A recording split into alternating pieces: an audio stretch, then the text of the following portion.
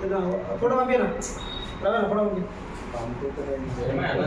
SC ST BC మైనార్టీల సంక్షేమానికి నిధులు కోత పెట్టింది సార్. గతం కంటే కూడా జనాభా ప్రాతిపాదికన ఎస్సీ ఎస్టీలకు జనాభా ప్రాతిపాదికన నిధులు ఇవ్వాల్సి ఉంటే 16% ఉన్నటువంటి దళితులకు 4% నిధులు కూడా కేటాయించలేదు. 7% ఉన్నటువంటి గిరిజనులకు దేశంలో 2% నిధులే కేటాయించింది. మైనార్టీలకు మొత్తం దేశంలో 3,500 కోట్లు మాత్రమే వాళ్ళ సంక్షేమానికి కేటాయించింది. బీసీల సంక్షేమం ఊసేయట్లేదు. బీసీ కులగణన జరపమంటే వ్యతిరేకంగా ఉంది కేంద్ర ప్రభుత్వం.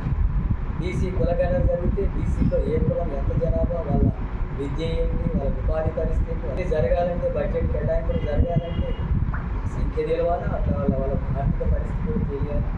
అది కులగణన జరపాలని చెప్పి సీపీఎం పార్టీగా డిమాండ్ చేస్తున్నాం.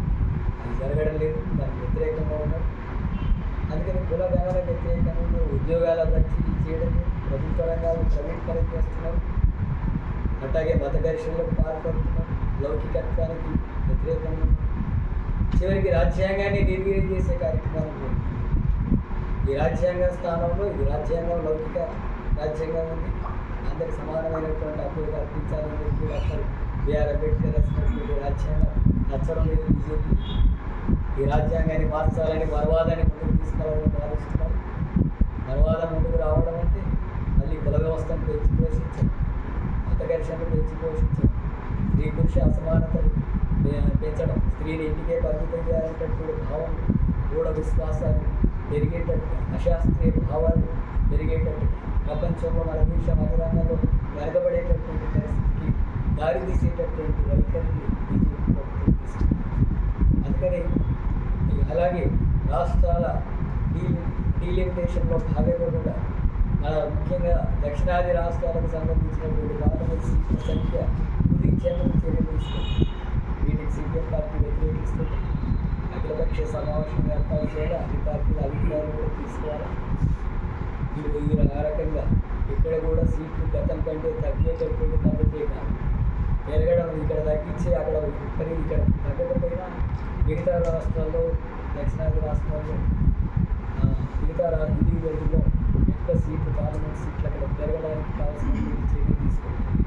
దానివల్ల దక్షిణాది ప్రాంతానికి అంతా కూడా నిధులలో అన్యాయం జరుగుతుంది, ప్రభుత్వంలో భాగస్వామ్యంలో అన్యాయం జరుగుతుంది, దేశంలో పార్లమెంటు దీని ప్రభావం తగ్గేటటువంటి అవకాశం ఉంది. కాబట్టి వాటిని వ్యతిరేకిస్తున్నాం. దీన్ని అఖిలపక్ష సమావేశం ఏర్పాటు చేయాలి. రాష్ట్రంలో కూడా ఇప్పుడు శాసనసభ జరుగుతున్నటువంటి ఈ సందర్భంలో ఈ డీలిమిటేషన్కు వ్యతిరేకంగా బీజేపీ తీసుకొచ్చినటువంటి విధానానికి వ్యతిరేకంగా ప్రభుత్వం చర్యలు తీసుకోవాలని చెప్పి రాష్ట్ర ప్రభుత్వాన్ని కూడా డిమాండ్ చేస్తున్నాం. అందుకని కేంద్ర రాష్ట్ర ప్రభుత్వాలు ప్రజలకు ఇచ్చినటువంటి వాగ్దానాలకు భిన్నంగా ఉంది. ముఖ్యంగా శ్రామిక వర్గాలకు అంటే కార్మికులు, కూలీలు, రైతులకు వ్యతిరేకంగా ఈ ప్రభుత్వాలు ఉన్నాయి. అట్లాగే సామాజిక తరగతులు, దళితులు, గిరిజనులు, బలహీన వర్గాలు, మైనార్టీలు, మహిళల సంక్షేమానికి ఈ బడ్జెట్ కేటాయింపుల్లో నష్టం చేసేటటువంటి చర్యలు చేస్తున్నాయి.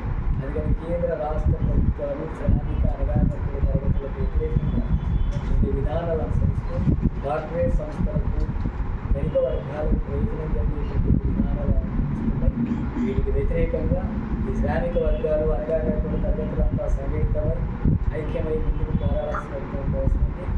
ప్రత్యామ్నాయ రాజకీయ శక్తిగా ముందుకు రావాల్సినటువంటి అవసరం ఉంది.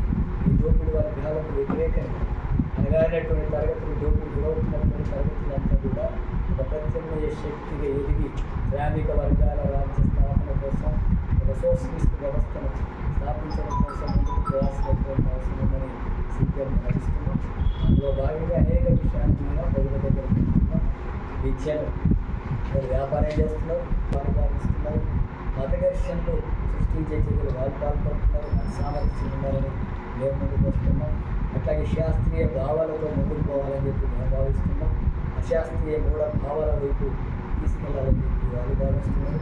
అందుకని ఈ రూపంలో ఒక ప్రత్యామ్నాయ రాజకీయ అంటే సామాజిక న్యాయం కోరేటటువంటి శక్తులు, ప్రజాస్వామిక లౌకిక శక్తులు, వీళ్ళనందరినీ కూడా సంఘటితం చేసుకుని ఈ పోరాటాలు ముందుకు తీసుకెళ్లాలని చెప్పి సీపీఎం భావిస్తుంది. ప్రజలు అందుకు సహకరించాలని చెప్పి ప్రజానీకానికి కూడా విజ్ఞప్తి చేస్తుంది.